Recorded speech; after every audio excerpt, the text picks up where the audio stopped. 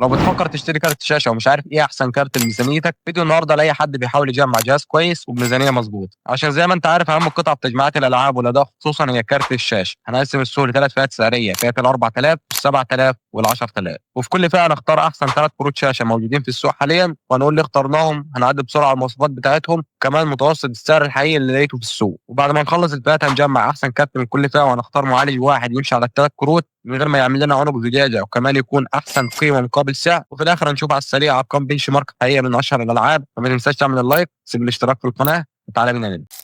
اول فئه معانا وهي فئه ال 4000 جنيه، ودي الفئه اللي كل الناس تقريبا بتدور عليها لانها ارخص حاجه ممكن تدخلك عالم الجيمنج. احسن ثلاث كروت في الفئه دي ممكن تلاقيهم بحاله محترمه، هم الار اكس 570، الار اكس 470، والار 9 380. ومواصفات كل كارت بشكل سريع: اول كارت معانا الار اكس 570 بينزل ب 4 جيجا في رام دي دي ار 5 بس 256 بت، بيستهلك طاقه حوالي 150 واط، بينزل بمعماريه بولاريس اللي بتقدم اداء ممتاز لحد النهارده. كارت محترم جدا، اداء ممتاز في السعر ده. تاني كارت هو اخوه الصغير الار اكس 470، ينزل باداء اقل 10% من ال 570، وده اللي يخليه صفقه ممتازه لو لقيته بسعر ارخص شويه. بيجي بنفس المواصفات بتاع ال 570 بس استهلاك طاقه اقل. كارت محترم، ولو لقيته ارخص من ال 570 خده. تالت كارت معانا هو الار 9 380. الكارت ده قديم شويه بس لسه اداؤه مش بطال في الالعاب المتوسطه لحد النهارده. بيشغل 1080 ميديوم مرتاح، بينزل ب 4 جيجا بي رام 256 ميموري بس، استهلاك طاقه اعلى من الكارتين اللي فاتوا، ومش هتلاقي اقوى من الثلاث كروت دول في الفئه السعريه دي. وعلى فكره ادائهم ممتاز، والاقوى فيهم من غير نقاش هو الار اكس 570. وده الاسعار بتاعت كل كارت في السوق.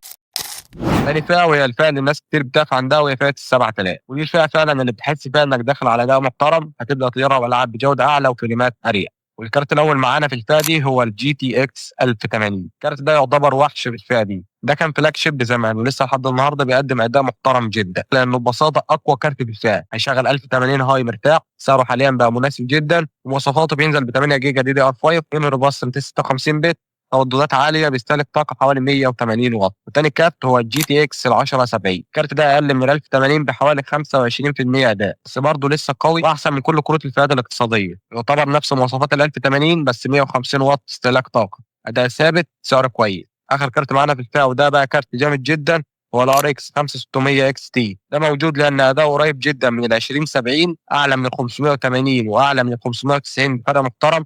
هيشغل لك 1080 الترا على فريمات جامده، بينزل ب 6 جيجا دي دي ار 6، ميموري باص 192 بت، بيستهلك 150 واط. واقوى كارت فيهم من غير تفكير هو الجي تي اكس 1080، ويعتبر صفقه تحت 7000 جنيه. ودي اسعار كل كارت.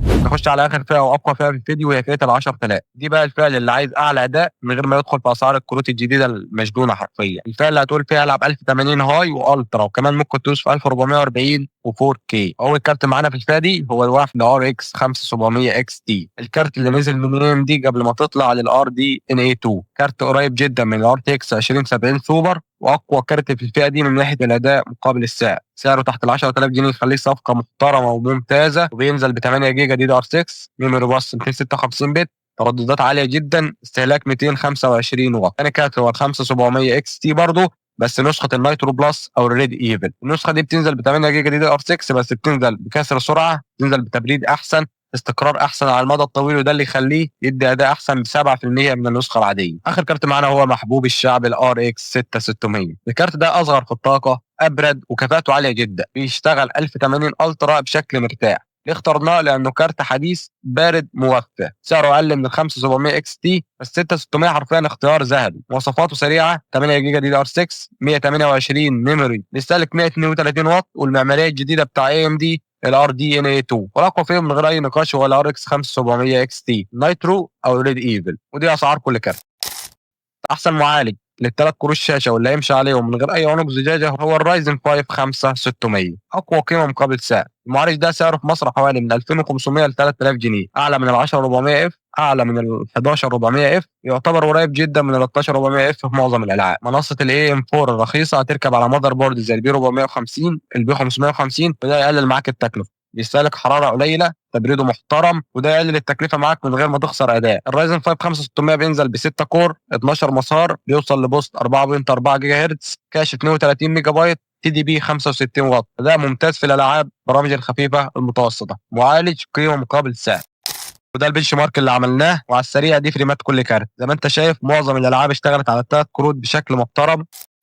وده كان ملخص احسن كروت شاشه في كل فئه، وشفنا الاسعار والفيلمات بوضوح. لو الفيديو فادك اعمل لايك، سيب اشتراك في القناه، وقول لي في الكومنتات لو عايز مقارنه او نوع فيديو معين. اشوفكم الفيديو الجاي، سلام.